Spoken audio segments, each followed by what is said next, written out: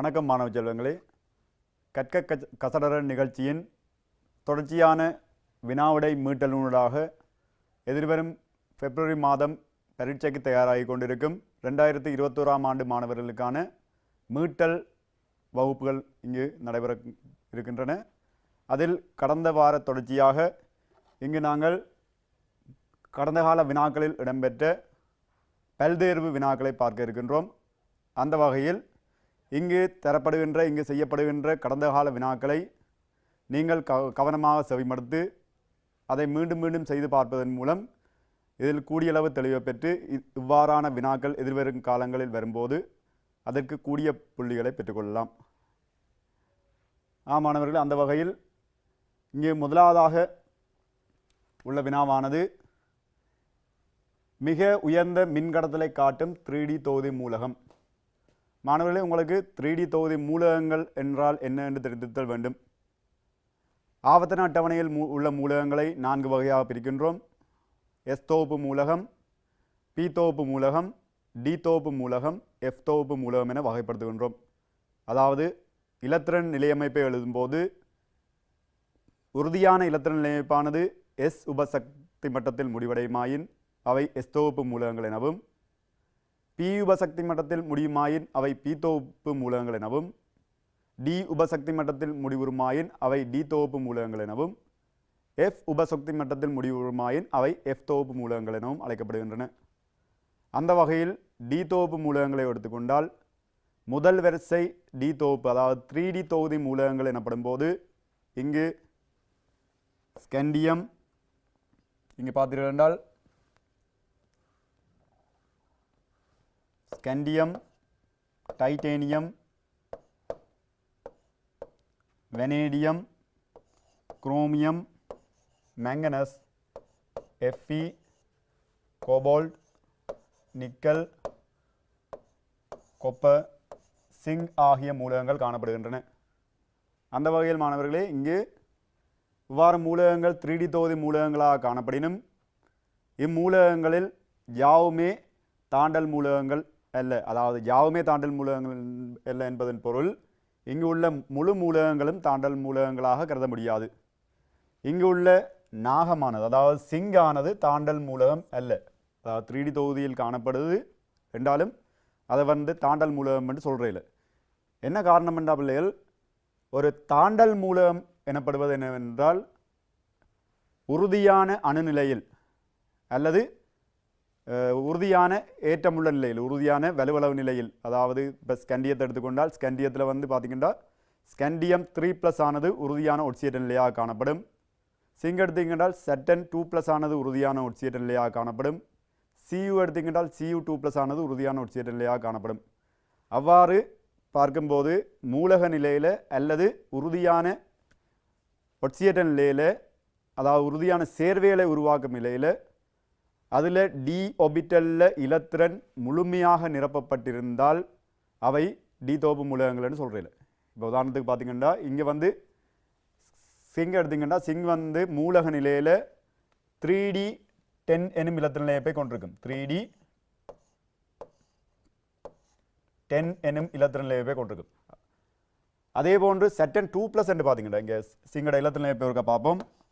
சிங்கட இலத்திரன் நிலையப்பை பார்த்தீங்கன்னா 1s2, 2s2, 2p6, 3s2, 3p6, 3d10, 4s2 என வருகின்றது. இங்கே பார்த்தீர்கள் என்றால் உறுதியான அதாவது மூலக நிலையில் இருக்கையில் இங்கே D10 என்று வருது. அதே போல் சட்டண்ட உறுதியான ஒட்சியேற்ற நிலையை எடுத்துக்கொண்டால், அதாவது உறுதியான சேர்வையை உருவாக்கும் நிலையை எடுத்துக்கொண்டால் சட்டன் 2+, அந்த சட்டன் 2+ல் இங்கே 3d10, 4s0 என அமையும். அப்போ இங்கே மூலக நிலையிலையும் சரி உறுதியான ஒட்சியேற்ற நிலையிலையும் சரி இது D10 என்று காணப்படுறபடியாக இங்கே இலத்திரன்கள் தாண்டல் அடைய முடியாது. இங்கே இலத்திரன்கள் டி தொகுப்பில் பூர்ணமாக நிரப்பப்பட்டிருக்கு, அதாவது டி ஒபிட்டலில் பூர்ணமாக நிரப்பப்பட்டிருக்கு. எனவே இதை தாண்டல் மூலகம்னு சொல்கிறீங்க. அந்த வகையில் நீங்கள் சிங்க் எடுத்துக்கொண்டீங்கண்டா, இப்போ சிங்கை பார்ப்போம். சிங்க் எடுத்துக்கொண்டா சிங் இங்கே சிங் தாண்டல் மூலமாக கருதிட்டோம். அடுத்த ஸ்கண்டியத்தை எடுத்துக்கொண்டா scandium 1s2 2s2 2p6 3s2 3p6 3d1 4s2 என்னும் இலத்திரன் நிலைப்பை கொண்டிருக்கு. இங்கே வந்து மூலக நிலையில் சிங்கில் D1 என்ற இலத்திரன் நிலைப்பு காணப்படுது. எனவே டி ஆர்பிட்டல் எடுத்துக்கொண்டீங்கன்னா இங்கு டி ஆர்பிட்டலை பார்க்கல, டி ஆர்பிட்டலில் ஒரு இலத்திரன் மட்டும் சோடியாக்கப்படாமல் இருக்குது. உறுதியான ஒட்சியேற்ற நிலையில் பார்த்தீங்கன்னா செட்டன் 3+, செட்டன் 3+ல் D3d0 4s0 வரும். இங்கே இங்கே செட்டன் அதாவது ஸ்கண்டியம் 3+ எடுத்துக்கொண்டால் ஸ்கண்டியம் 3+ வந்து சேர்வ நிலையில் அதாவது உறுதியான சேர்வ நிலையில் இங்கே வந்து D0 4s0 என அமைந்தாலும் மூலக நிலையில் இங்கே D1 என்று காணப்படுறபடியாக இதை தாண்டல் மூலமாக கருதலாம். அதாவது ஸ்கண்டியம் தாண்டல் மூலமாக கருதப்படும் எனினும் சிங் வந்து தாண்டல் மூலமாக கருதப்படுறதில்ல. காரணம் என்னென்னா இங்கே வந்து ஏதாவது ஒரு நிலையில் அதாவது மூலக நிலையிலேயும் சரி அல்லது ஒட்சியேற்ற நிலையிலும் சரி ஏதாவது ஒரு நிலையிலேயே உறுதியான மூலக நிலையில் அல்லது சேர்வைகளை உருவாக்குற நிலையில் இதோட இலத்திரனானது அரண்ரம்பல் நிலையில் அதாவது நிரப்பப்படாத நிலையில் காணப்பட்டதுன்னு சொன்னால் இதை தாண்டல் மூலமாக கருதலாம். பூரணமாக நிரப்பப்பட்டிருந்தாலோ அல்லது ஒரு இலத்திரனுமே டி தோப்பில் இல்லாமல் இருந்தாலோ அது தாண்டல் மூலமாக கருதுறையில். ஆகவே அந்த வகையில் பார்த்தீங்கன்னா இங்கே ஸ்கண்டியம்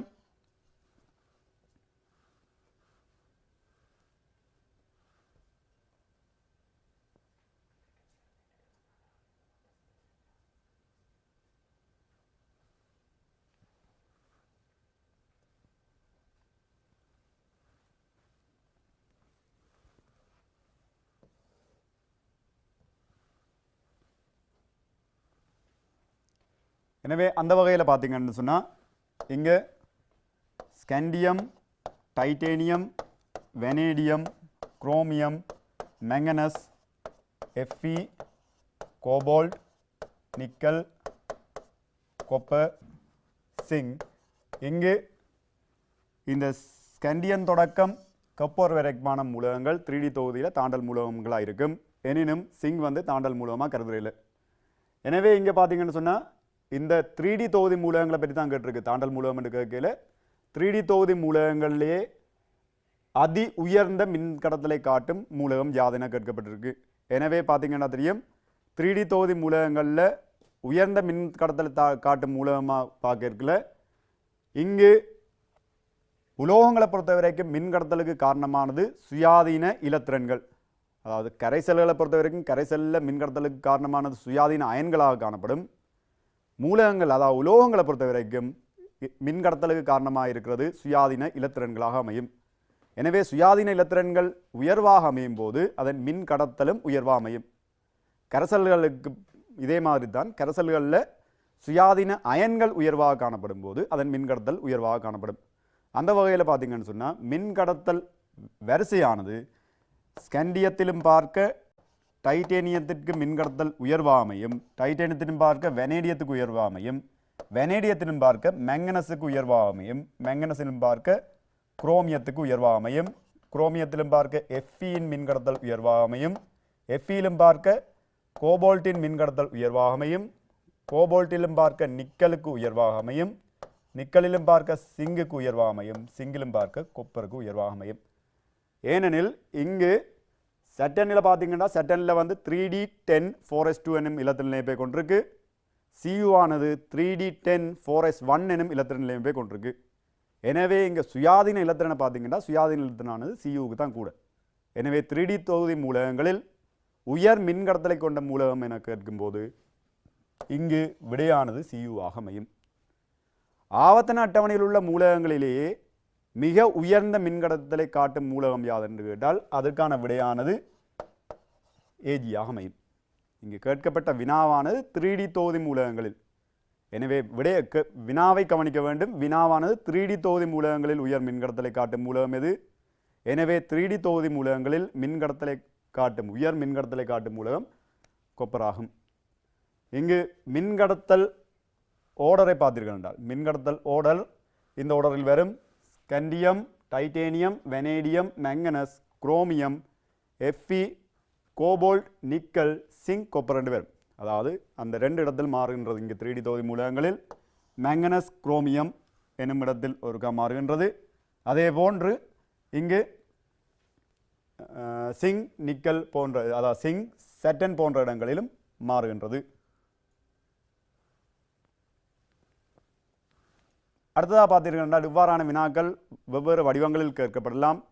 3D தொகுதி மூலகங்களை அடிப்படையாக கொண்டு மிக உயர் முதலாம் அயனாக்கல் சக்தி உடைய மூலகம் என கேட்கப்படலாம்.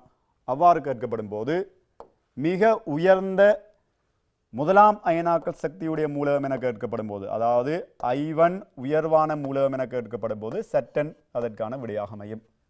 சிங்கானது 3D தொகுதி மூலகங்களில் அதி உயர் முதலாம் அயனாக்கல் சக்தியை கொண்ட மூலகமாகும்.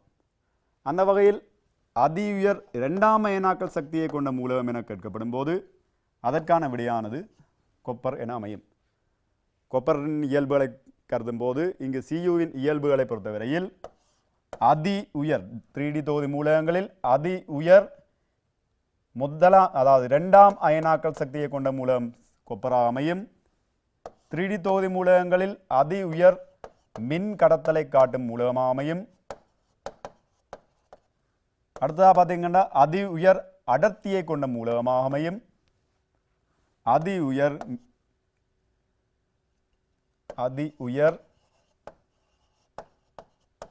மின் எதிர்த்தன்மையை கொண்ட மூலகமாக அமையும். அப்போ இவ்வாறான இயல்புகள் தெரிந்திருத்தல் வேண்டும். திருப்பியும் பாருங்க, இங்கு கொப்பரானது அதி உயர் 2ஆம் அயனாக்கல் சக்தியை கொண்ட மூலகமாக அமையும். அதி உயர் மின் கடத்தலை கொண்ட மூலகமாக அமையும். அதி உயர் அடர்த்தியை கொண்ட மூலகமாக அமையும். அதி உயர் மின் எதிர்த்தன்மையை கொண்ட மூலகமாக அமையும். இவையெல்லாம் 3D தொகுதி பற்றிய வினாக்கள் வினாவப்படும் போது இவ்வாறு அமையும். அடுத்ததாக பார்த்தீர்கள் என்றால் இங்கு 3D தொகுதி மூலகங்களை பொறுத்தவரையில் உருகுநிலை வினாவப்படலாம், அடர்த்தி வினாவப்படலாம், மின் கடத்தல் வினாவப்படலாம். இவ்வாறான வினாக்களுக்கு இதன் அடிப்படையில் வினாக்களுக்கு விடையளிக்க பழகிக்கொள்ளுங்கள்.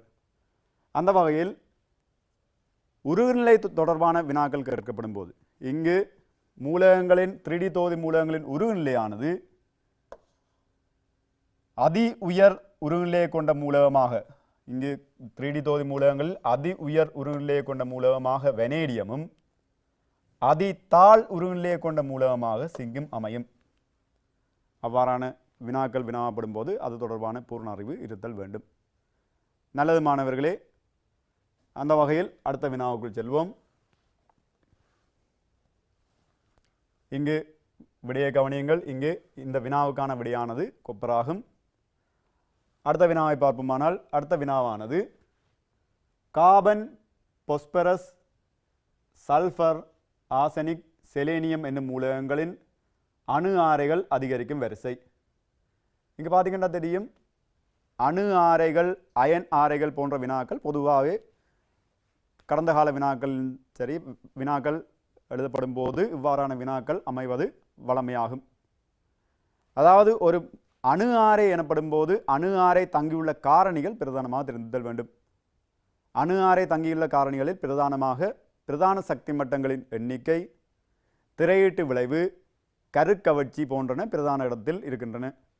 இங்கு பார்த்துக்கிட்டா தெரியும், ஆவர்த்தனத்தின் வழியே இடமிருந்து வலமாக செல்லும்போது கருக்கவர்ச்சி அதிகரிக்கும். எனவே கருக்கவர்ச்சி அதிகரிக்க என்ன செய்யும் சொன்னால், கருக்கவர்ச்சி அதிகரிக்க அதாவது சக்தி மட்டத்தில் உள்ள இலத்தினை இழுக்க போகுது. எனவே ஆரையானது குறைந்து கொண்டு செல்லும்.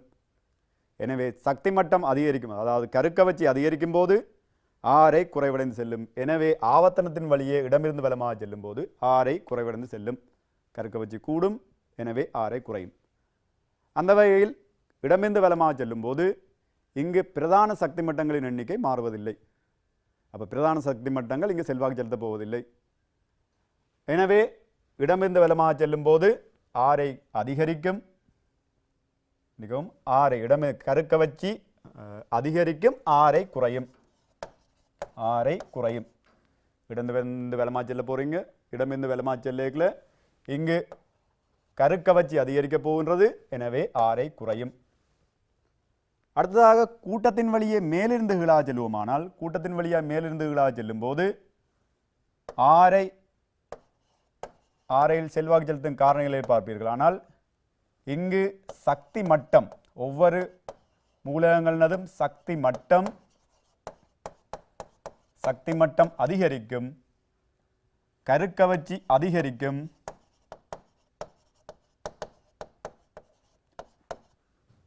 சக்தி மட்டம் அதிகரிக்கும், கருக்கவர்ச்சி அதிகரிக்கும், திரையீட்டு விளைவு அதிகரிக்கும்.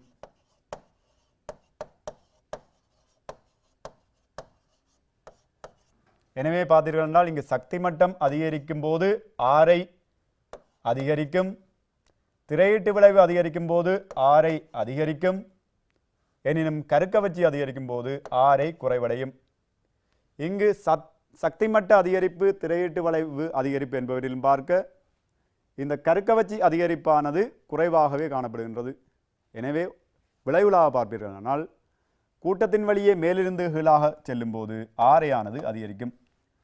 எனவே மூலகங்களை பொறுத்தவரையில் ஆவர்த்தன அட்டவணையில் இவ்வாறான ஒரு போக்கு காணப்படும். ஆவர்த்தனத்தின் வழியே இடமிருந்து வலமாக செல்லும் போது ஆரை குறைவடையும், வலமிருந்து இடமாக செல்லும் போது ஆரை அதிகரிக்கும்.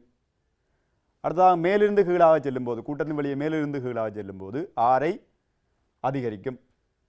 எனவே பிள்ளைகளே, இந்த வினாவுக்கான விடையை பார்த்தீர்கள் என்றால் இங்கு மூலகங்களின் ஆரை அதிகரிக்கும் ஒழுங்கை பார்க்கும் போது இங்கு ஆரை அதிகரிக்கும் ஒழுங்கானது மூலகங்களின் அமைவிடத்தை பொறுத்து மாறுபடுகின்றது.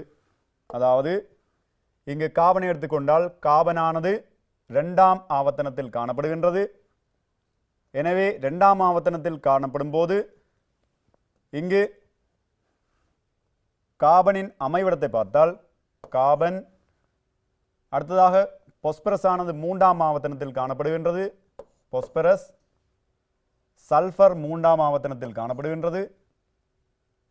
ஆர்சனிக் பொஸ்பரஸுக்கு நேர் கீழாக காணப்படுகின்றது. கந்தகத்திற்கு நேர் கீழாக செலேனியம் காணப்படுகின்றது. எனவே இதை ஒழுங்குபடுத்த போவோமாயின் இங்கு ஆவர்த்தனத்தின் வழியே இடமிருந்து வலமாக செல்லும் போது, ஆவர்த்தனத்தின் வழியே இடமிருந்து வலமாக செல்லும் போது ஆரை குறைவடையும். இங்கு ஆர்சனிக்கிலும் பார்க்க செலேனியத்தின் ஆரை குறைவடையும். அடுத்ததாக பார்த்தீர்கள் என்றால் செலேனியம் ஆர்சனிக்கிலும் பார்க்க பொஸ்பரஸ் சல்ஃபரின் ஆரை குறைவாகவும், பொஸ்பரஸ் சல்ஃபரின் ஆரையிலும் பார்க்க காபனின் ஆரை குறைவாகவும் காணப்படும். எனவே அந்த வகையில் அதி குறைந்த ஆரையை கொண்டது காபனாக காணப்படும், அதி கூடிய ஆரையை கொண்டது ஆர்சனிக்காக காணப்படும். இங்கு ஆர்சனிக் அதி கூடிய ஆரையை கொண்டதாக அமையும். இதை ஒழுங்குபடுத்துவோமாயின் காபனிலும் பார்க்க சல்ஃபரின் ஆரை அதிகமாக காணப்படும், சல்ஃபரின் ஆரையிலும் பார்க்க பொஸ்பரஸின் ஆரை அதிகமாக காணப்படும், பொஸ்பரஸின் ஆரையிலும் பார்க்க செலேனியத்தின் ஆரை அதிகமாக காணப்படும், அதன் ஆரையிலும் பார்க்க ஆர்சனிக்கின் ஆரை அதிகமாக காணப்படும். எனவே இவ்வினாவுக்கான விடையானது 5ஆக அமையும். இங்கு இவ்வினாவுக்கான விடையானது 5வது விடையாக காபனிலும் பார்க்க சல்ஃபரின் ஆரையானது அதிகம், சல்ஃபரிலும் பார்க்க பொஸ்பரஸின் ஆரையானது அதிகம், பொஸ்பரஸிலும் பார்க்க செலேனியத்தின் ஆரையானது அதிகம், அதிலும் பார்க்க ஆர்சனிக்கின் ஆரையானது அதிகமாக காணப்படும். எனவே இவ்வாறே அயன் ஆரை சம்பந்தமான வினாக்களையும் செய்து பாருங்கள். அணு ஆரை, அயன் ஆரை சம்பந்தமான வினாக்கள் இடம்பெறுவது வழமையாகும். எனவே இது சம்பந்தமான பூர்ண விளக்கத்தை பெற்றுக்கொள்ளுங்கள். மாணவர்களே, அடுத்ததாக 3வது வினாவுக்குள் செல்வோம். இங்கு 3வது வினாவானது சேதன ரசாயனத்தின் IUPAC பேரிடு சம்பந்தமான வினாவாக காணப்படுகின்றது. இது பொதுவாக பல்வேறு வினாக்களில் 4வது வினாக்களாக தற்போது அமைகின்றன.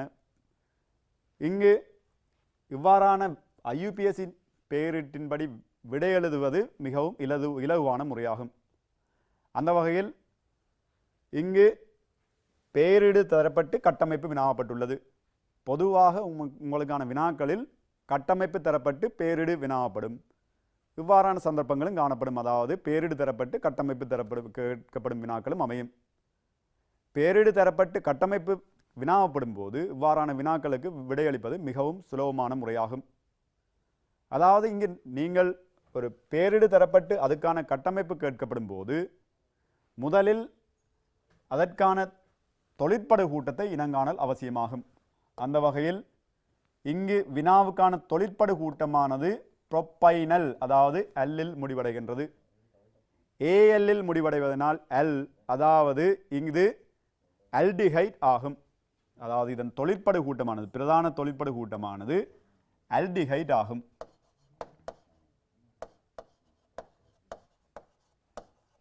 அல்டிஹைட் ஆகும். எனவே அடுத்தபடியாக இங்கு பிரதான கார்பன் சங்கிலியில் எத்தனை கார்பன் அணுக்கள் உள்ளன என பார்க்க வேண்டும். இங்கு ப்ரோப் என அமைகின்றது. எனவே மெத் எத் ப்ரோப் 3 கார்பன் உள்ள சங்கிலியாக அமைதல் வேண்டும். அதாவது பிரதான கார்பன் சங்கிலி 3ஆக அமைதல் வேண்டும். பிரதான கார்பன் சங்கிலி 3ஆக அமைதல் வேண்டும். அத்துடன் உங்களுக்கு தெரிந்திருக்கும் பேரீட்டில் கார்போக்சாலிக் அமிலங்கள், அமில குளோரைட்டுகள், ஏமைட்டுகள், எசுத்தர்கள், அல்டிஹைட், கீட்டோன் போன்றன முன் இடத்தில் அமைகின்றன. அந்த வகையில் கார்போக்சாலிக் அமிலம் அதாவது COOH கூட்டமானது கார்போக்சாலிக் அமிலமானது எப்போதும் முதலாவது இடத்திலேயே அமையும். அடுத்ததாக எசுத்தர் COOR எசுத்தர் எப்போதும் முதலாவது இடத்திலேயே அமையும். அந்த வகையில் COCl ஆசிட் குளோரைடு எப்போதும் முதலிடத்திலேயே அமையும். அடுத்ததாக ஏமைடு CONH2 எப்போதும் முதலிடத்திலேயே அமையும். அடுத்ததாக அல்டிஹைட் COOH எப்போதும் முதலிடத்திலேயே அமையும். இங்கு வெவ்வேறு கூட்டங்கள் இல்லாமல் ஒரு கூட்டம் மாத்திரம் காணப்படும் போது இங்கு இந்த தொழிற்படு கூட்டங்கள் இல்லாமல் இந்த தொழிற்படு கூட்டங்கள் காணப்படும் போது அப்போதும் முதலிடத்தில் அமையும். அல்டிஹைட்டும் கார்போக்சாலிக் அமிலமும் காணப்படும் போது முன்னுரிமை ஒழுங்கில் கார்போக்சாலிக் அமிலம் முதல் இலக்கத்திலும் இங்கு காணப்படும் அல்டிஹைட்டானது கிளைச்சங்கிலியாகவும் அமையும். வெறுமனே அல்டிஹைட் மாத்திரம் காணப்படும் போது அல்டிஹைட்டானது பிரதான தொழிற்படு கூட்டமாக அமைகின்றது. எனவே அது முதல் இடத்தில் இடம்பெறுகின்றது. இங்கு பேரிட்டை பார்ப்பீரானால் அல்டிஹைட் அதாவது அல்லில் முடிவுறுகின்றது. எனவே அல்டிஹைட் இங்கு கார்பனுக்கு இலக்கமிடும் போது கார்பன் 1, 2, 3 என இலக்கமிடும் போது எப்போதும் அல்டிஹைட்டானது முதல் கார்பனில் காணப்படும்.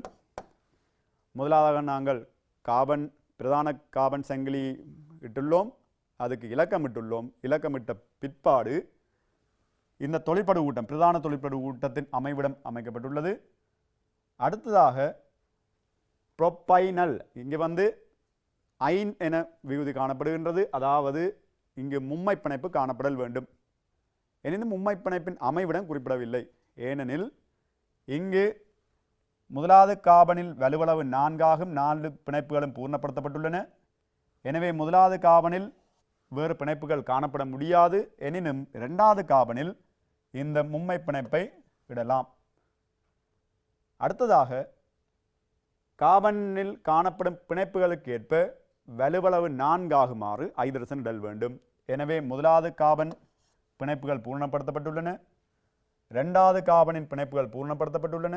மூன்றாவது கார்பனில் 3 பிணைப்பு மாத்திரமே காணப்படுகின்றது. எனவே ஒரு ஐதரசன் அமையும். எனவே இதற்கான விடையானது இங்கு ப்ரொப்பைனல் முதலாவது விடையாக அமைகின்றது. எனவே மாணவர்களே, ஒரு IUPAC பேரீட்டின்படி ஒரு பேரீடு தரப்பட்டு கட்டமைப்பு வினாப்படும் போது முதலாவதாக பிரதான தொழிற்படு கூட்டத்தை இனங்காணல் வேண்டும். இரண்டாவதாக பிரதான கார்பன் சங்கிலியை இனங்காணல் வேண்டும். பிரதான கார்பன் சங்கிலிக்கு இலக்கமிடல் வேண்டும். அந்த வகையில் இலக்கத்தின் அடிப்படையில் அங்கு காணப்படும் பிரதான தொழிற்படு கூட்டம், பிரதியீட்டு கூட்டங்கள் என்பவற்றை இலக்கத்தின் அடிப்படையில் இடல் வேண்டும். இறுதியாக டபுள் பாண்ட், ட்ரிபிள் பாண்ட் ஏதாவது காணப்படின் அதை இலக்கத்திற்கு ஏற்ப கொடுத்தல் வேண்டும். அடுத்ததாக பார்த்தீர்கள் என்றால் கார்பனின் வலுவளவு 4 ஆகுமாறு அங்கு காணப்படும் பிணைப்புகளை எண்ணி அதில் மிகுதியாக இருக்கும் பிணைப்புகளுக்கு ஐதரசனை சேர்த்தல் வேண்டும். இது பொதுவான விதிமுறைகளாகும்.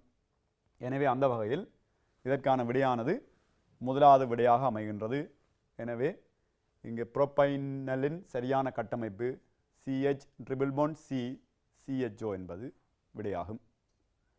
எனவே இவ்வாறான வினாக்கள். அடுத்ததாக உங்களுக்கு கட்டமைப்பு தரப்படும் போது அந்த கட்டமைப்புக்குரிய IUPAC பெயரிடுகள் எழுதும் முறைகள் என்பவற்றை பார்த்துக்கொள்ளுங்கள். இவ்வாறான வினாக்கள் தொடர்ச்சியாக இடம்பெற்று கொண்டிருக்கின்றன. தற்போதைய பாடத்திட்டத்தின்படி தற்போதைய வினா அமைப்பின்படி வினா கட்டமைப்பின்படி பல்தேர்வு வினாவில் 4வது வினாவாக இவ்வினாக்கள் அமைகின்றன.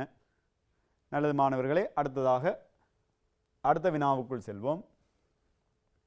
இங்கு அடுத்த வினாவானது ஒரு நிறமற்ற திண்மம் X ஆனது ஐதான எச்சியலுடன் வெப்பமாக்கப்படும் போது ஒரு கபில நிற வாயுவையும் NaOH வெப்பமாக்கப்படும் போது ஒரு நிறமற்ற கார வாயுவையும் விடுவிக்கின்றது. திண்மம் X ஆனது. இவ்வாறான வினாக்களை நீங்கள் பார்க்கும்போது முதலில் அதில் என்ன விடயங்கள் வினாப்பட்டுள்ளன ஒரு குறித்து கொள்ளுங்கள். அதாவது ஒரு நிறமற்ற திண்மம் முதலாவதாக பார்த்தீர்கள் என்றால் இங்கு நிறமற்ற திண்மம். அடுத்ததாக பார்த்தீர்கள் என்றால் ஐதான எச்சியலுடன் வெப்பமாக்கப்படும் போது ஒரு கபில நிற வாயு.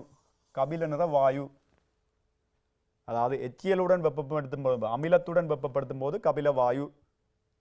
அடுத்ததாக பார்த்தீர்கள் என்றால் NaOH வெப்பப்படுத்தும் போது ஒரு நிறமற்ற கார வாயு.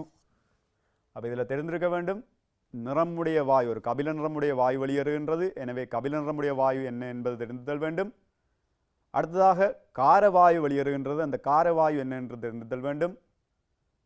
அமிலத்துடன் வெப்பப்படுத்தும் போது எவை வாயுக்களை வெளியேற்றும், அதில் எவ்வாயு நிறமுடைய வாயுவாக காணப்படும் என்பது தெரிந்துதல் வேண்டும். காரத்துடன் வெப்பப்படுத்தும் போது வெளியேற்றப்படும் எது வாயுவை வெளியேற்றும், அதில் எது காரவாயு என்பன தெரிந்துதல் வேண்டும். எனவே அது சம்பந்தமான விளக்கத்தை பார்ப்போம். இங்கு அமிலத்துடன் வெப்பமாக்கப்படும் போது அதிலும் இங்கு ஸ்பெசிஃபிக்காக குறிப்பிட்டிருக்கின்றார்கள் எச்சியலுடன் வெப்பப்படுத்தும் போது. எனவே எச்சியலுடன் வெப்பப்படுத்தும் போது வாயுக்களை வெளியேற்றக்கூடியவை என பார்க்கும்போது HCO3- பைகார்பனேட் அயன் அல்லது carbonate ion CO3 carbonate ion என்பன ஐதான எச்சியலுடன் வெப்பப்படுத்தும் போது அல்லது ஐதான எச்சியல் சேர்க்கும் போது CO2 வாயுவை வெளியேற்றும். அடுத்ததாக HS- S2- அயன் என்பன ஐதான எச்சியலுடன் H2S வாயுவை வெளியேற்றும். NO2- NO2 வாயுவை வெளியேற்றும். அடுத்ததாக S2O3 SO2 வாயு வெளியேற்றத்துடன் கூழ்கந்தக சல்பர் வீழ்வடிவை உருவாக்கும். அடுத்ததாக NH2- அமோனியா NH3 வாயுவை வெளியேற்றும். அடுத்ததாக SO3 SO2 வாயுவை வெளியேற்றும். இவ்வாறாக சல்ஃபரில் பார்ப்பீர்கள், சல்ஃபரில் S2- S2O3 SO3 அல்லது HSO3 இவை வாயுக்களை வெளியேற்றக்கூடியன. அதில் HS- S2- என்பன H2S வாயுவையும் S2O3 SO2 வாயு வெளியேற்றத்துடன் சல்ஃபர் வீழ்வடிவையும் HSO3- ion SO4 ion SO2 வாயுவையும் வெளியேற்றுகின்றது. கார்பனில் HCO3- bicarbonate ion CO3 carbonate ion என்பன CO2 வாயுவை வெளியேற்றுகின்றன. NO2- அயன் ஆனது NO2 வாயுவை வெளியேற்றுகின்றது. இங்கே பார்த்தீர்கள் என்றால் CO2 இதில் காணப்படுற வாயுக்கள்லேயே NO2 வாயு மாத்திரமே கபில நிற வாயுவாகும். எனவே ஐதான எச்சியலுடன் வெப்பப்படுத்தும் போது ஒரு கபில நிற வாயு வெளியேற்றுகின்றது எனப்படும் போது இங்கு NO2- தவிர வேறு விடைகள் அமைய முடியாது. அதாவது NO2- மாத்திரமே ஐதான எச்சியலுடன் கபில நிற வாயுவை வெளியேற்றும். அப்போ இவ்வாறான விடயங்கள் தெரிந்துதல் வேண்டுமானவர்களே. இங்கு இவ்வாறான பதார்த்தங்கள் இவ்வாறான அந்நியன்கள் வாயுக்களை வெளியேற்றும். எனினும் NO2- மாத்திரமே கபில நிற வாயுவை வெளியேற்றலாம்.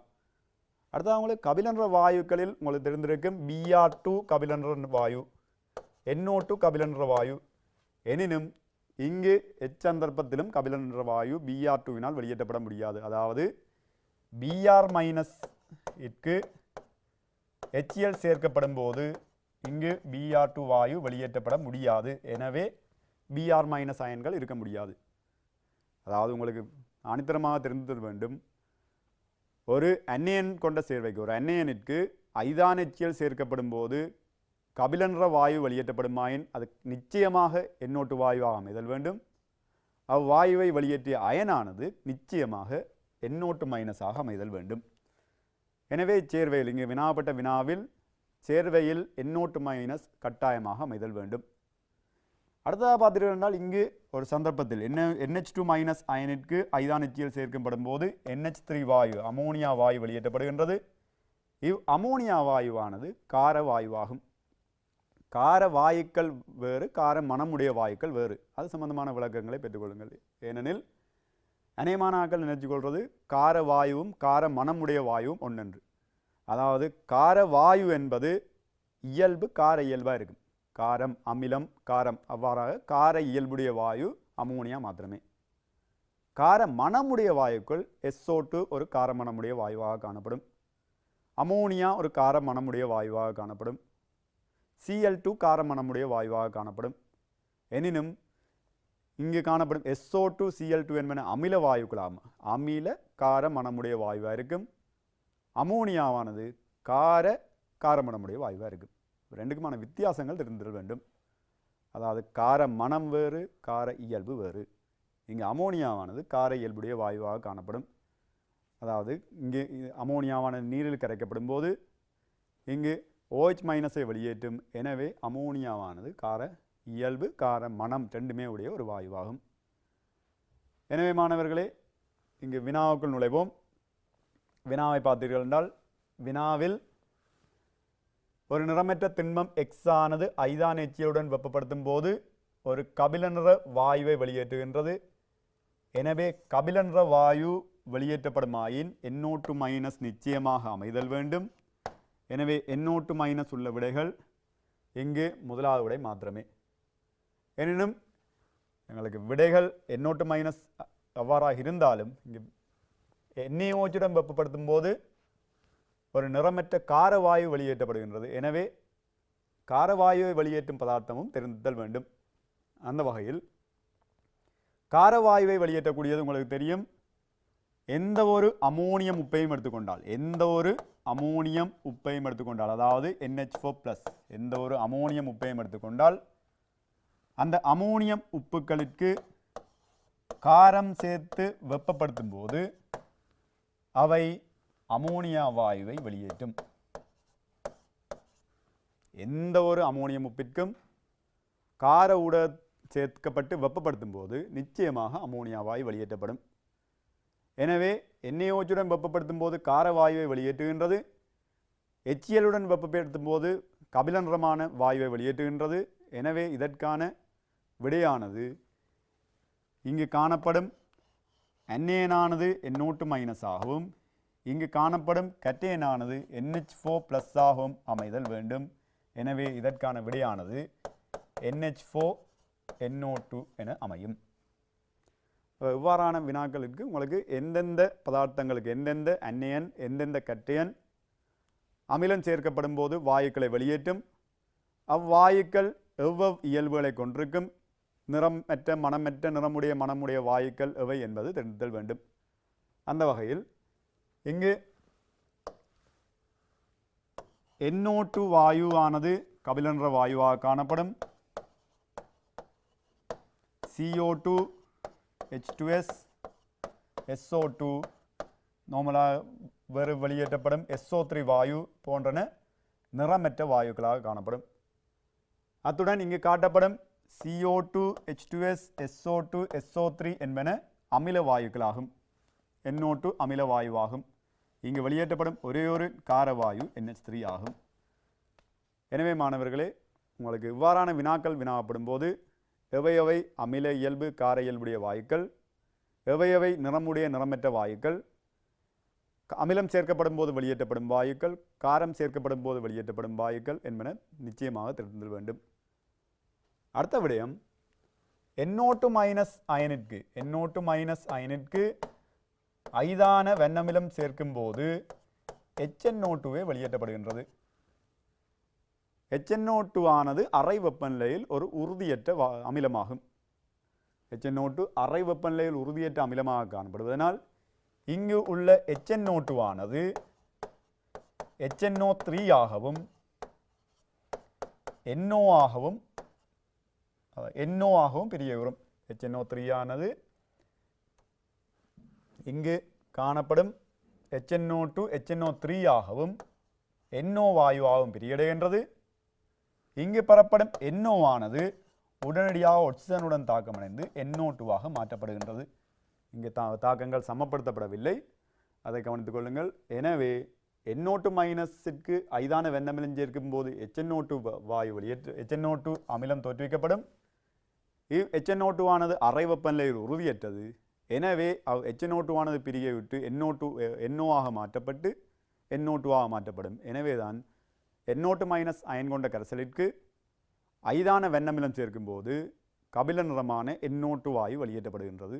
எனவே இவ்வாறான விளக்கங்கள் பூர்ணமாக தெரிந்தல் வேண்டும். எனவே பிள்ளைகள், இங்கே காட்டப்படும் வினாவுக்கான விடையானது, இங்கே குறிப்பிட்டப்பட்ட வினாவுக்கான விடையானது முதலாவது விடையாக NH4NO2 என்பது அமையும். நல்லது மாணவர்களே, இவ்வாறான அடுத்த பல்தேர்வு வினாவுக்குள் செல்வோம். இங்கு அடுத்த பல்தேர்வு வினாவானது அலைநீளம் 305 நானோமீட்டரை உடைய ஃபோட்டான்களின் ஒரு மூலின் சக்தி யாது? ஒரு மூலின் சக்தி வினாவப்பட்டுள்ளது. இங்கு உங்களுக்கு தெரிந்திருக்க வேண்டிய விடயம், மூலகங்களில் அதாவது ஒரு மூலின் சக்தி எனப்படும் போது உங்களுக்கு ஒரு ஃபோட்டானினால் வெளியேற்றப்படும் சக்தி தெரிந்துதல் வேண்டும். முதலாவது, ஒரு ஃபோட்டானினால் வெளியேற்றப்படும் சக்தியானது E = hμ எனும் சமன்பாட்டினால் தரப்படும். அதாவது E = hμ எனப்படும் போது இங்கு ஒரு ஃபோட்டானின் சக்தி E ஆனது ஒரு ஃபோட்டானின் சக்தியாகவும் H ஆனது பிளாங்கின் மாறிலியாகவும்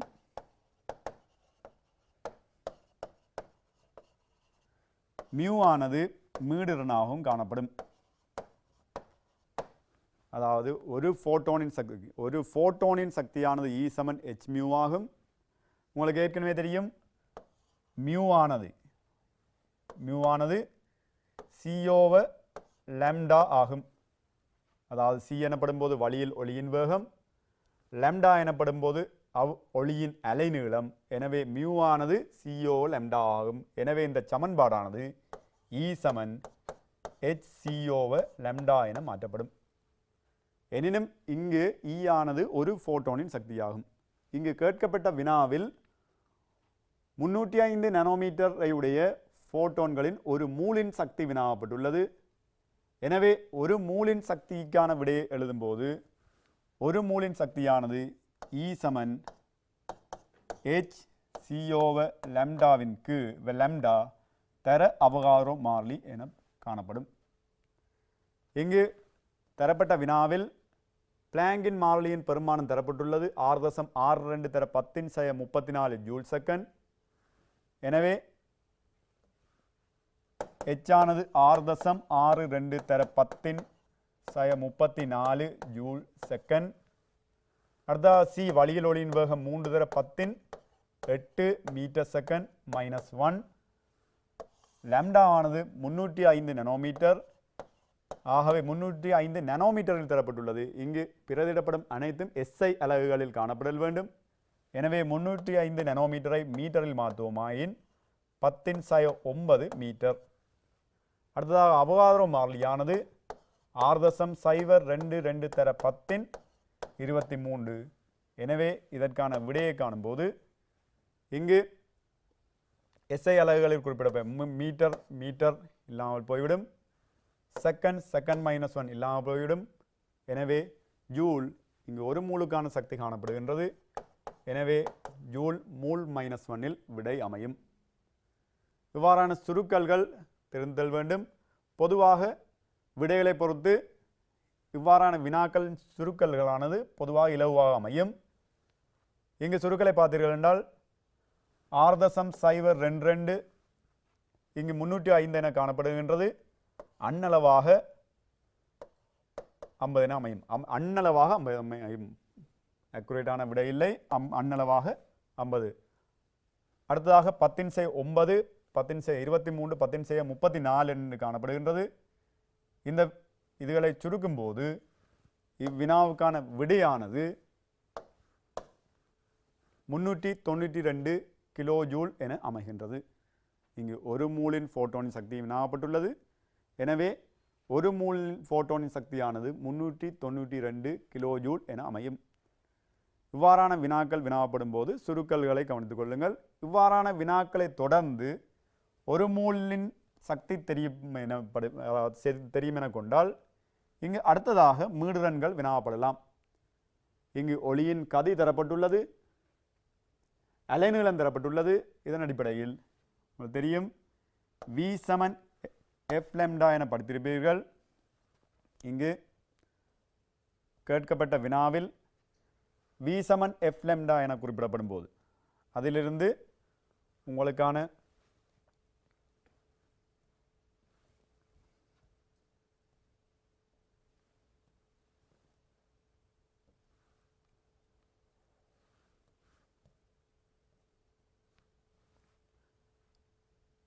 இங்கு அலைநீளம் தரப்பட்டுள்ளது, ஒளியின் கதி தரப்பட்டுள்ளது.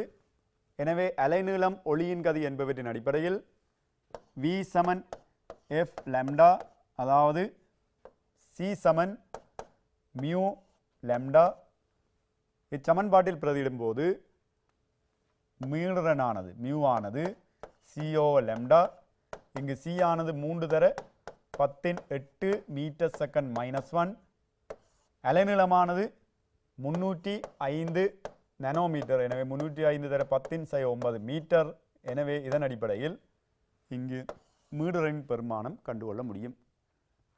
இவ்வாறாக ஒரு அலைநீளம் தரப்படும் போது பிளாங்கின் மாறிலி, வழியில் ஒளியின் வேகம் என்பவற்றின் அடிப்படையில் அங்கு ஒரு மூலின் சக்தி, ஒரு மூல் ஃபோட்டானின் சக்தி, ஒரு ஃபோட்டானின் சக்தி என்பன காணப்படல் தொடர்பான விளக்கங்கள். அதேபோன்று ஒரு அலைநீளம், வழியில் ஒளியின் கதி என்பன தரப்படும் போது அதிலிருந்து அதாவது ஒளி அலையின் மீடுரன் என்பன காணப்படல் தொடர்பான விளக்கங்கள் இங்கு தரப்பட்டுள்ளன. எனவே இவ்வாறான வினாக்களை தொடர்ந்து செய்து பார்ப்பதன் மூலம் அதாவது கடந்த கால வினாக்களில் பொதுவாக இவ்வாறான வினாக்கள் அமைகின்றன. இவ்வாறான வினாக்கள் மிகவும் இலகுவான வினாக்களாகும். இலகுவாக செய்வதன் மூலம் இந்த வினாக்களுக்கு, இவ்வாறான வினாக்களுக்கு இலகுவாக புள்ளியை பெற்றுக்கொள்ள முடியும். அதோடு பார்த்திங்கன்னா இங்கே இந்த வினாக்களில் அலகுகள் மிக முக்கியமானதாகும். நீங்கள் அலகுகள் பிரதியிடத்தில் SI அலகில் பிரதியிட்டீங்கன்னா பிழைகள் வராது. SI அலகில் பிரதியிடாமல் இப்போ நானோமீட்டர் என்று காணப்படும் போது அதை அவ்வாறு நானோமீட்டரிலேயே பிரதியிட்டீங்கன்னு சொன்னால் விடைகள் பிழையாக அமையும். நல்லது மாணவர்களே, அடுத்ததாக மற்ற வினாக்கள் செல்வோம். இங்கு வினா இலக்கம் 6. தலைமை சக்தி சுட்டன் N = 3 விவரிக்கப்படும் பிரதான சக்தி மட்டத்தில் இருக்கத்தக்க உப ஓடுகளின் எண்ணிக்கை, ஒழுக்குகளின் எண்ணிக்கை, இலத்திரன்களின் உயர்ந்தபட்ச எண்ணிக்கை ஆகியன முறையே. இதில் நீங்கள் கவனிக்கணும், இதில் கேட்கப்பட்ட வினாவை முதலாவதாக மார்க் பண்ணி கொள்ளுங்கள். அதாவது தலைமை சக்தி சொட்டன் N = 3 விவரிக்கப்படும் பிரதான சக்தி மட்டத்தில் இருக்கத்தக்க உப ஓடுகளின் எண்ணிக்கை, அடுத்ததாக ஒழுக்குகளின் எண்ணிக்கை, இலத்திரன்களின் உயர்ந்தபட்ச எண்ணிக்கை. கேட்கப்பட்ட வினாவில் உப ஓடுகள் வினாவப்பட்டுள்ளது, ஒழுக்குகள் அதாவது ஒபிட்டல்கள் வினாவப்பட்டுள்ளது, இலத்திரன்களின் உயர்ந்தபட்ச எண்ணிக்கை வினாவப்பட்டுள்ளது. எனவே இங்கு உங்களுக்கு சக்தி சொட்டன் தொடர்பான அறிவு இருத்தல் வேண்டும். சக்தி சொட்டன் தொடர்பான பூரண விளக்கம் இருத்தல் வேண்டும். அதாவது சக்தி சொட்டன் எனப்படும் போது ஒரு அணுவில் காணப்படும், ஒரு அணுவில் உள்ள இலத்திரன்கள் அமைந்துள்ள விதத்தின் அடிப்படையில் இந்த சக்தி சொட்டன்கள் வகைப்படுத்தப்படுகின்றன. அதாவது ஒரு அணுவை எடுத்தீங்கன்னா அந்த அணுவில் மையத்தில் கரு இருக்கும். ஏற்கனவே படிச்சிருப்பீங்க ரதர்ஃபோர்டின் தியரியின் படி. ஒரு அணு எடுத்தீங்கன்னா அணுவின் மையப்பகுதியில் மிகச்சிறிய பிரதேசத்தில் கரு காணப்படுகின்றது. அந்த கருவை சூழல ஏராளமான சக்தி மட்டங்கள் காணப்படுகின்றன. அந்த சக்தி மட்டத்தில் பார்த்தீங்கன்னு சொன்னால் அந்த சக்தி மட்டத்தில் இலத்திரன்கள் அமையுது. இங்கே வந்து பார்த்தீங்கன்னு சொன்னால் முதலாவது பிரதான சக்தி மட்டம், ரெண்டாவது பிரதான சக்தி மட்டம், மூன்றாவது பிரதான சக்தி மட்டம், 4, 5 இவ்வாறு போய்கொண்டிருக்கும் சக்தி மட்டங்கள். ஒவ்வொரு பிரதான சக்தி மட்டத்தையும் எடுத்தீங்கன்னா அந்த பிரதான சக்தி மட்டங்களில் உபசக்தி மட்டங்கள் நிறைய இருக்குது. அதாவது முதலாவது பிரதான சக்தி மட்டங்கள் எடுத்தீங்கன்னா அந்த பிரதான சக்தி மட்டத்தில் 1s எனும் உபசக்தி மட்டம் காணப்படுது. அவ்வாறு ரெண்டாவது பிரதான சக்தி மட்டம் எடுத்தீங்கன்னா 2s 2p எனும் பிரதான சக்தி மட்டம், அதாவது ரெண்டாவது பிரதான சக்தி மட்டத்தில் 2s 2p எனும் உபசக்தி மட்டங்கள் காணப்படுகின்றன. மூன்றாவது பிரதான சக்தி மட்டத்தை எடுத்துக்கொண்டீங்கன்னா 3s 3p 3d ஆகிய உபசக்தி மட்டங்கள் காணப்படுகின்றன. இவ்வாறே நாலாவது பிரதான சக்தி மட்டத்தை எடுத்தீங்கன்னா 4s 4p 4d 4f ஆகிய உபசக்தி மட்டங்கள் காணப்படுகின்றன. அப்போ ஒவ்வொரு பிரதான சக்தி மட்டத்திலும் உபசக்தி மட்டங்கள் இருக்கு. அந்த உபசக்தி மட்டத்தை பார்த்தீங்கன்னா அந்த உபசக்தி மட்டத்தில் ஒழுக்குகள் இருக்கு. இப்போ பொதுவாக எஸ் உபசக்தி மட்டத்தை எடுத்தீங்கன்னா எஸ் உபசக்தி மட்டத்தில் ஒரே ஒரு ஒழுக்கு மட்டும்தான் இருக்கு. அவ்வாறு பி உபசக்தி மட்டத்தை எடுத்தீங்கன்னா 3 சமசக்தியுடைய ஒழுக்குகள் இருக்கு. டி உபசக்தி மட்டத்தை எடுத்தீங்கன்னா 5 ஒழுக்குகள் இருக்கு. எஃப் உபசக்தி மட்டத்தை எடுத்தீங்கன்னா 7 ஒழுக்குகள் இருக்கு.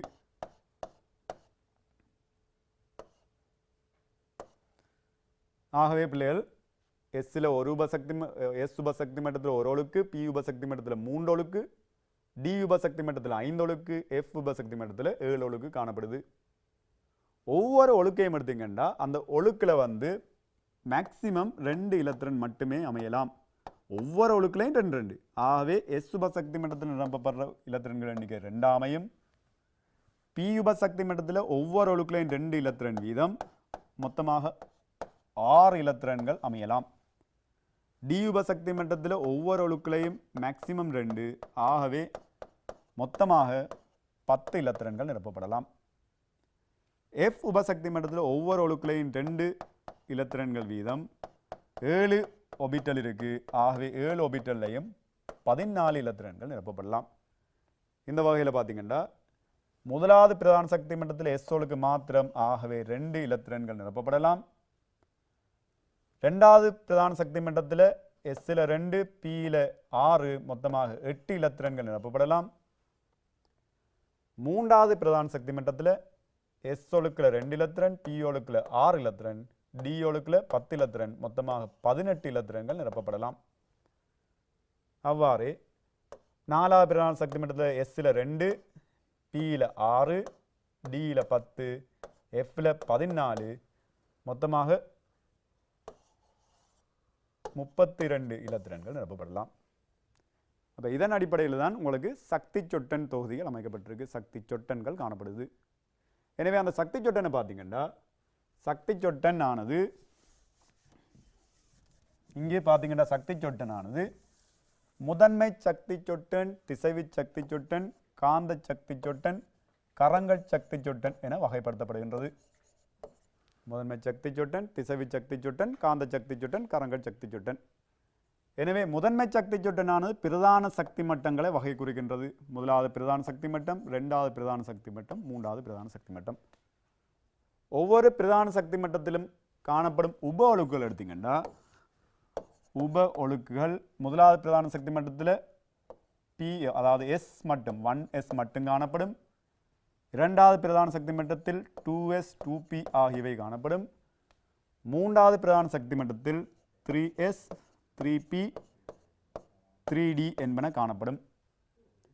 இங்கு அடுத்ததாக பார்த்தீங்கன்னா முதன்மை சக்தி சொட்டன், திசைவி சக்தி சொட்டன். இங்கு காட்டப்படும் திசைவி சக்தி சொட்டனானது ஒழுக்குகளின் வடிவங்களை வகை குறிக்கின்றது. எனவே இங்கு முதலாவது பிரதான சக்தி மட்டத்தில் 1s மாத்திரம் காணப்படுவதனால் இந்த எஸ்ஸை குறிப்பதற்கு இங்கு 0 பயன்படுத்தப்படுகின்றது. அடுத்ததாக இரண்டாவது பிரதான சக்தி மட்டத்தில் 2s 0, 2p ஆனது 1 என வகை குறிக்கப்படும். மூன்றாவது பிரதான சக்தி மட்டத்தில் உள்ள 3s ஆனது 0 3p ஆனது 1 3d ஆனது 2 வகை குறிக்கப்படும். அடுத்ததாக காந்த சக்தி சொட்டனானது இங்கு முதலாவது பிரதான சக்தி மட்டத்தில் ஒரு ஒழுக்கு மாத்திரமே, அதாவது முதலான பிரதான சக்தி மட்டத்தில் உபொழுக்கு S காணப்படுகின்றது. S ஒழுக்கில் S உபொழுக்கில் ஒரே ஒரு ஒபிட்டல் மாத்திரமே காணப்படும். எனவே பூஜ்ஜியத்தினால் வகை குறிக்கப்படும். அடுத்ததாக இங்கு பூஜ்ஜியத்தில் வகை குறிக்கப்படும் 2p ஆனது 3 ஒபிட்டல்களை கொண்டு அமையும். 0 சய 1 சக 1 என வகை குறிக்கப்படும். மூன்றாவது பிரதான சக்தி மட்டத்தில் உள்ள S ஆனது பூஜ்ஜியத்தினாலும் p ஆனது 3 ஒபிட்டல்களை கொண்டிருப்பதனால் இங்கு 0 மறை 1 நேர் 1 எனவும், d ஆனது 3 ஒபிட்டல்களை கொண்டிருப்பதனால் d ஆனது 5 ஒபிட்டல்களை கொண்டிருப்பதனால் இவ் 5 ஒபிட்டலும் 0 மறை 1 மறை 2 நேர் 1 நேர் 2 என வகை குறிக்கப்படும். ஒவ்வொரு ஒழுக்குகளிலும் மேக்சிமம் 2 இலத்திரன் என அமையும் என்பதனால் இங்கு ஒரு இலத்திரனானது மறை 1ஆகவும் மற்ற இலத்திரனானது மறை அரையாகவும் மற்ற இலத்திரனானது நேர் அரையாகவும் காணப்படும். அதாவது பிளஸ் காஃப் மைனஸ் காஃப் என்பனவற்றினால் வகை குறிக்கப்படும். இவ்வாறே ஏனைய ஒபிட்டல்களில் காணப்படும் இலத்திரன்களும் வகை குறிக்கப்படும். அந்த வகையில் இங்கு சக்தி சொட்டன் தொகுதியானது இவ்வாறு வகை குறிக்கப்படுகின்றது. முதலாவது பிரதான சக்தி மட்டத்தில் அதாவது n சமன் 1ஆக காணப்படும் போது Lன் பெருமானம் 0ஆகவும் mLன் பெருமானமானது 0ஆகவும் ஓட்டில் உள்ள ஒபிட்டல்களின் எண்ணிக்கை அதாவது 1 ஆகவும் காணப்படும். n சமன் 2ஆக காணப்படும் போது அங்கு 2s 2p எனும் உபொழுக்கள் காணப்படுவதனால் இங்கு Lன் பெருமானம் திசைவி சக்தி சுட்டனின் பெருமானம் 0 1 ஆக காணப்படும். இங்கு காந்த சக்தி சுட்டனின் பெருமானமானது ஒரு ஒபிட்டல் காணப்படுவதனால் 0ஆகவும், pயில் 3 ஒபிட்டல் காணப்படுவதனால் நேர் 1 மறை 1 0 எனவும், இங்கு காணப்படும் இலத்திரன்களின் உயர்ந்தபடி அதாவது இங்கு p ஒபிட்டலில் 6 இலத்திரன்களும் s ஒபிட்டல்களில் 2 இலத்திரன்களுமாக மொத்தம் 8 இலத்திரன்கள் காணப்படலாம். அடுத்ததாக இங்கு இவ்வாறே 3ஆம் பிரதான சக்தி மட்டம் 4ஆம் பிரதான சக்தி மட்டங்கள் என்பவற்றில் இலத்திரன்கள் அமையலாம். இதை பார்த்தீர்கள் என்றால் இங்கு ஒவ்வொரு பிரதான சக்தி மட்டத்திலும் எண்ணினால் வகை குறிக்கப்படும் ஒவ்வொரு பிரதான சக்தி மட்டத்திலும் உள்ள இலத்திரன்களின் உயர்ந்தபட்ச எண்ணிக்கையை பார்த்தீர்கள் என்றால் முதலாவது பிரதான சக்தி மட்டத்தில் 2 இலத்திரன் காணப்படுகின்றது. இரண்டாவது பிரதான சக்தி மட்டத்தில் 8 இலத்திரன்கள் காணப்படுகின்றன. மூன்றாவது பிரதான சக்தி மட்டத்தில் 2 6 10 18 இலத்திரன்கள் காணப்படுகின்றன. மூன்றாவது பிரதான சக்தி மட்டத்தில் அதாவது 4வது பிரதான சக்தி மட்டத்தில் 32 இலத்திரன்கள் காணப்படுகின்றன. எனவே எண்ணினால் வகை குறிக்கப்படும் பிரதான சக்தி மட்டத்தில் காணப்படத்தக்க உயர்ந்தபட்ச இலத்திரன்களின் எண்ணிக்கை 2n வர்க்கத்தினால் வகை குறிக்கப்படும். இங்கு எண்ணானது 1ஆக காணப்படும் போது 2n வர்க்கம் 2 ஆகும். எண்ணானது 2ஆக காணப்படும் போது 2n வர்க்கத்தின் பெருமானம் 8 ஆகவும், எண்ணானது 3ஆக காணப்படும் போது 2n வர்க்கத்தின் பெருமானம் 18 ஆகவும், எண்ணானது 4ஆக காணப்படும் போது 2n பெருமானம் 32 ஆகவும் காணப்படும். அந்த வகையில் எண்ணினால் வகை குறிக்கப்படும் ஒபிட்டல்களின் எண்ணிக்கையானது n வர்க்கத்தினால் வகை குறிக்கப்படும்.